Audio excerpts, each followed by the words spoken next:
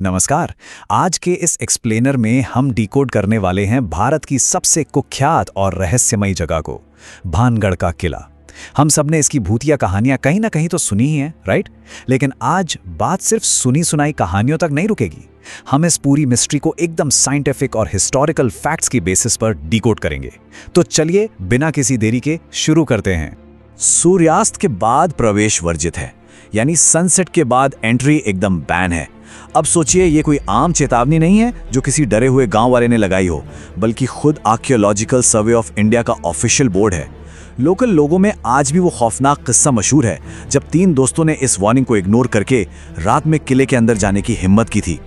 कहते हैं कि वो अंधेरे में एक सूखे कुएं में जा गिरे और जब किसी तरह वहां से बचकर अस्पताल जा रहे थे तो एक मिस्टीरियस कार एक्सीडेंट में तीनों की मौके पर ही मौत हो गई। लोगों का पक्का यकीन है कि ये कोई एक्सीडेंट था ही नहीं, ये तो उस किले का श्राप था जिसने नियम तोड़ने की कीमत उनकी जान लेकर चुकाई। अब आते हैं इस कहानी के पहले हिस्से पर, द लेजेंड ऑफ भानगढ़। ये समझना बहुत जरूरी है कि भानगढ़ हमेशा से कोई डरावना खंडर नहीं था। 1573 में बसा ये एक बेहद शानदार फलता फूलता शहर था जिसमें 9000 से भी ज्यादा घर, भव्य महल और बड़े बड़े बाजार हुआ करते थे। तो फिर ऐसा क्या हुआ कि 9000 घरों का इतना आबाद शहर अचानक से वीरान खंडहर में तब्दील हो गया? जो सबसे मशहूर लोक कथा है ना, उसके मुताबिक सिंघिया नाम का एक तांत्रिक था जो वहां की बेहद खूबसूरत राजकुमारी रत्नावती पर पूरी तरह मोहित था। उसने राजकुमारी को वश में करने के लिए एक इत्र पर काला जादू कर दिया, उसे एक लव पोशन बना दिया। लेकिन राजकुमारी भी काफी स्मार्ट थी, उन्होंने उसकी चाल पकड़ ली और वो इत्र सीधा एक बड़े से पत्थर पर दे मारा। अब काले जादू का असर देखिए, वो पूरा का पूरा भारी पत्थर उस तांत्रिक की तरफ लुढ़क गया और उसे वहीं कुचल दिया। लेकिन कहानी यहां खत्म नहीं होती। मरते मरते उस तांत्रिक ने एक भयानक श्राप दे दिया कि ये पूरा शहर तबाह हो जाएगा, कोई भी जिंदा नहीं बचेगा और जो भी यहां मरेगा उसकी आत्मा हमेशा हमेशा के लिए यहीं भटकती रहेगी। और सच कहें तो आज भी इस श्राप का खौफ बिल्कुल वैसा ही कायम है। वहां जाने वाले टूरिस्ट्स और लोकल लोगों के दावे सुनकर ही रोंगटे खड़े हो जाते हैं। कोई कहता है कि रात में औरतों के रोने और चूड़ियां टूटने की आवाजें आती हैं, तो कोई अचानक ईएमएफ लेवल बढ़ने की बात करता है।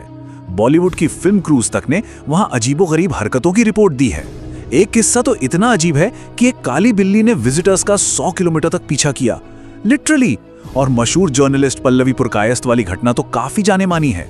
उनकी स्कूटी बिल्कुल परफेक्ट कंडीशन में थी, लेकिन वहां अचानक उसका इंजन बंद हो गया और सबसे डरावनी बात, किसी अनजान साये ने बिना छुए ही उसे वापस स्टार्ट कर दिया।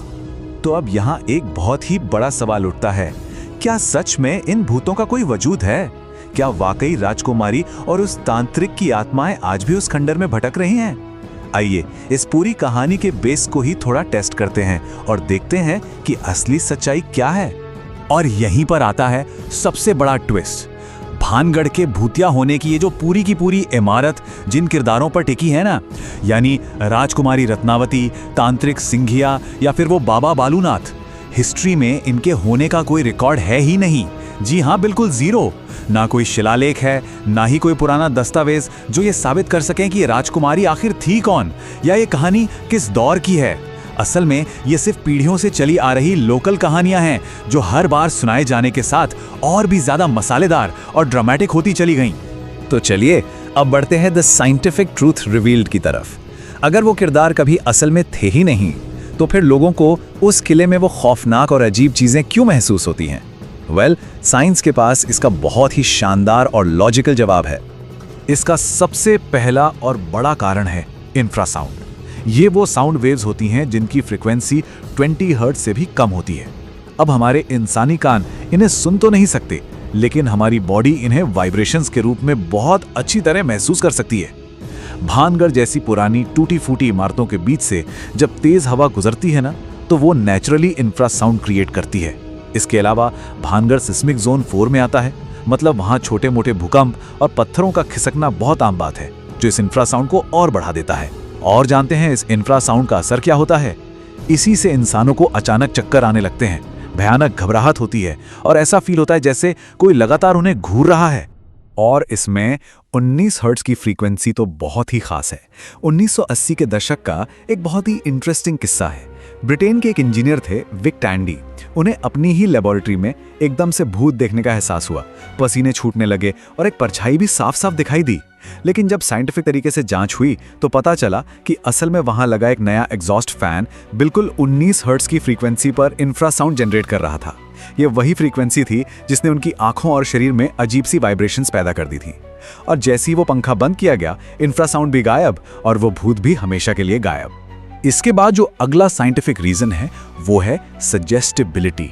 ये एक ऐसा साइकोलॉजिकल फिनोमेना है जिसमें हमारी पहले से बनी हुई उम्मीदें हमारे फिजिकल और इमोशनल एक्सपीरियंस को पूरी तरह से कंट्रोल करती हैं। इसे अगर आम भाषा में कहें तो दिमाग का खेल। जब हमें पहले से ही ये बता दिया जाए कि भाई ये तो इंडिया की सबसे भूतिया जगह है, तो हमारा दिमाग वहां पहुंचने से पहले ही डर के मोड में चला जाता है। और ऐसे डरे हुए स्टेट में हवा से हिलता हुआ एक आम सा पेड़ भी कोई चलता हुआ साया लगने लगता है। हमारा दिमाग नॉर्मल नेचुरल चीजों को भी पैरानॉर्मल मानकर प्रोसेस करने लगता है। और ऐसा सिर्फ कहने की बात नहीं है, साइंस ने इसे प्रॉपर एक्सपेरिमेंट से साबित किया है।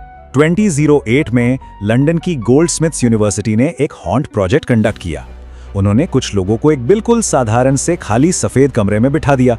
वहां कोई भूतिया माहौल नहीं था, बस चुपचाप ईएमएफ और इंफ्रासाउंड पैदा करने वाले कुछ हिडन डिवाइस लगा दिए गए। और इसके रिजल्ट्स सच में हैरान करने वाले थे। 20% लोगों ने कहा कि उन्हें कमरे में किसी और की मौजूदगी फील हुई और 8% लोगों ने तो लिटरली भयंकर खौफ महसूस किया। डेटा से साफ पता चला कि जिन लोगों को पहले से हिंट दिया गया था कि कमरा भूतिया है, उन्हें सबसे ज्यादा डर लगा, फिर चाहे वो हिडन डिवाइस ऑन हो या ऑफ। इन सबके साथ साथ एक और गजब की साइकोलॉजिकल चीज होती है जिसे पेरिडोलिया कहते हैं। ये हमारे इंसानी दिमाग की एक एवोल्यूशनरी आदत है, जहां हम रैंडम आकारों या परछाइयों में चेहरे और इंसान ढूंढने लगते हैं। याद है 1976 में वाइकिंग ऑर्बिटर ने मंगल ग्रह की एक फोटो खींची थी और सबको उसमें एक बड़ा सा इंसानी चेहरा दिखने लगा था। बिल्कुल वैसा ही भानगढ़ में भी होता है। रात के अंधेरे में जब धुंधली रोशनी भानगढ़ की टूटी दीवारों, अजीब खंभों और ऊबड़ खाबड़ पत्थरों पर पड़ती है तो हमारा दिमाग खुद ब खुद उन रैंडम शैडोज को इंसानी परछाइयों या भूतों का रूप दे देता है। अब बात करते हैं द रियल डेंजर्स इनसाइड की। साइकोलॉजिकल एनालिसिस तो हो गया, लेकिन अब उन फिजिकल और एकदम रियल खतरों को समझते हैं जो इस जगह को सच में जानलेवा बनाते हैं बिना किसी भूत के। यहाँ पैरानॉर्मल मिथक और फिजिकल रियलिटी के बीच का फर्क समझना बहुत क्रूशल है। लोग जो कहते हैं ना कि रात में औरतों के रोने की आवाज़ें आती हैं, असल में वो पास के सरिस्का टाइगर रिजर्व से आने वाले लकड़बग्गों यानी हाइनाज की आवाज़ें हैं। और उनकी आवाज़ सच में किसी इंसान के दर्द में चीखने जैसी ही लगती है। और जिन्हें लोग शैडो फिगर्स या काले साए समझकर डरते हैं, वे दरअसल वहाँ घूमने वाले तेंदुए, पैंथर्स या बंदर हैं जिनके कूदने से पेड़ पौधे हिलते हैं। रही बात छतों के अचानक गिरने की, तो वो किसी श्राप का नतीजा नहीं है, बल्कि वो 16वीं सदी का बेहद पुराना और कमज़ोर हो चुका आर्किटेक्चर है। भूलिए मत, ये किला 886 स्क्वायर किलोमीटर में फैले सरिस्का टाइगर रिजर्व के बिल्कुल पड़ोस में है। और इस बात पर मोहर तो खुद देश के टॉप पैरानॉर्मल एक्सपर्ट्स भी लगाते हैं। इंडियन पैरानॉर्मल सोसाइटी के हेड गौरव तिवारी का यह स्टेटमेंट बहुत ही आई ओपनिंग है। 2012 में उन्होंने अपनी टीम और सारे एडवांस्ड इक्विपमेंट्स के साथ वहां पूरी रात बिताई थी। और उनका कंक्लूजन क्या था?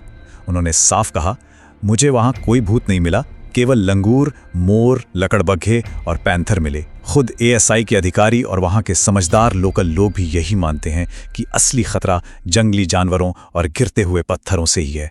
और यही वो मेन एडमिनिस्ट्रेटिव और सेफ्टी रीजन है जिसकी वजह से वो नो एंट्री वाला बोर्ड वहां लगाया गया है। तो चलिए अब रुख करते हैं द ट्रू हिस्टोरिकल ट्रेजेडी की तरफ। अगर सच में कोई श्राप नहीं था, तो फिर 9000 घरों का इतना बड़ा और आबाद शहर आखिर उजड़ कैसे गया? इतिहास के पन्नों को पलटें तो साफ दिखता है कि भानगढ़ का पतन किसी एक रात के ड्रामेटिक श्राप से बिल्कुल नहीं हुआ था। 1573 में यह शहर बसा, फिर धीरे धीरे पॉलिटिकल सिचुएशन बदली। 1720 में आमेर के राजा सवाई जयसिंह ने इस पर हमला किया और इसे अपने कब्जे में ले लिया। इसके बाद से ही शहर का रुतबा कम होने लगा और ये बस एक सेकेंडरी टाउन बनकर रह गया। लेकिन इस शहर की असली तबाही की वजह बनी 1783 की वो भयानक नेचुरल डिजास्टर, जिसे इतिहास में चालीसा अकाल के नाम से जाना जाता है। ये 1783 का चालीसा अकाल कोई मामूली सूखा नहीं था। एक्सट्रीम अल्नीनो इफेक्ट की वजह से आए इस अकाल ने पूरे नॉर्थ इंडिया में भयंकर तबाही मचाकर रखती थी। लगातार युद्धों से ये शहर पहले ही कमजोर हो चुका था। ऊपर से पानी और खाने की इतनी भयानक किल्लत हो गई कि वहां इंसान का जिंदा रहना ही नामुमकिन हो गया। अपनी जान बचाने के लिए लोगों के पास शहर छोड़कर जाने के अलावा और कोई रास्ता ही नहीं बचा। तो देखा आपने, किसी बाबा या तांत्रिक का श्राप नहीं, बल्कि एक खतरनाक सूखा और लगातार होता पॉलिटिकल डिक्लाइन। ये थी वो असली वजह जिन्होंने इस चमकते हुए शहर को हमेशा के लिए एक खामोश खंडहर में बदल दिया। अब हम आते हैं सबसे दिलचस्प सवाल पर, व्हाई द मिथ सर्वाइव्स? जब हमारे पास इतने सॉलिड हिस्टोरिकल और साइंटिफिक फैक्ट्स मौजूद हैं, तो फिर हमारी सोसाइटी आज भी उन सुपरनैचुरल हॉरर स्टोरीज पर ही विश्वास करना क्यों पसंद करती है? इसके पीछे 3 बहुत ही सॉलिड रीजंस हैं। सबसे पहला है हमारा इंसानी मनोविज्ञान। हमारा दिमाग बोरिंग सी नेचुरल डिजास्टर्स के बजाय किसी विलन और एक ड्रामेटिक कहानी को बहुत जल्दी कैच करता है। अकाल से हुई मौतें भूलना आसान है, लेकिन एक तांत्रिक की श्राप वाली कहानी सुनने में ज्यादा थ्रिलिंग लगती है ना। दूसरा बड़ा रीजन है टूरिज्म इकोनॉमी।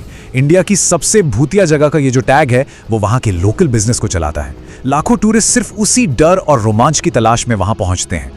और तीसरा है हमारा सोशल मीडिया, जो बोरिंग फैक्ट्स के बजाय वायरल और डरावने दावों को तुरंत बूस्ट करता है। सोचिए, अगर कोई वहां से आकर कहे कि मुझे तो वहां कुछ फील नहीं हुआ, तो वो वीडियो कौन देखेगा? लेकिन भूतों के दावे वो रातों रात वायरल हो जाते हैं। महान वैज्ञानिक मैरी क्यूरी का ये कोट हमारे इस पूरे एक्सप्लेनर को एकदम परफेक्टली समराइज करता है। जीवन में किसी भी चीज से डरने की जरूरत नहीं है, उसे सिर्फ समझने की जरूरत है। जब हम अंधविश्वास को हटाकर विज्ञान, मनोविज्ञान और इतिहास के नजरिए से चीजों को देखते हैं, तो एकदम साफ हो जाता है कि डर केवल हमारे दिमाग का एक भ्रम है। हम चीजों को जितना बेहतर समझेंगे, हमारा डर उतना ही कम होता जाएगा। तो भानगढ़ का सालों पुराना रहस्य तो आज फाइनली डिकोड हो गया, लेकिन ये हमें एक बहुत ही इंटरेस्टिंग सवाल के साथ छोड़ जाता है। दुनिया भर में ऐसे और कितने सारे सुपरनैचुरल मिथ्स हैं जो बस एक सही साइंटिफिक एक्सप्लेनेशन का इंतजार कर रहे हैं। विज्ञान और सच्चाई की ये तलाश हमेशा जारी रहनी चाहिए। इस डीप डाइव में हमारे साथ जुड़ने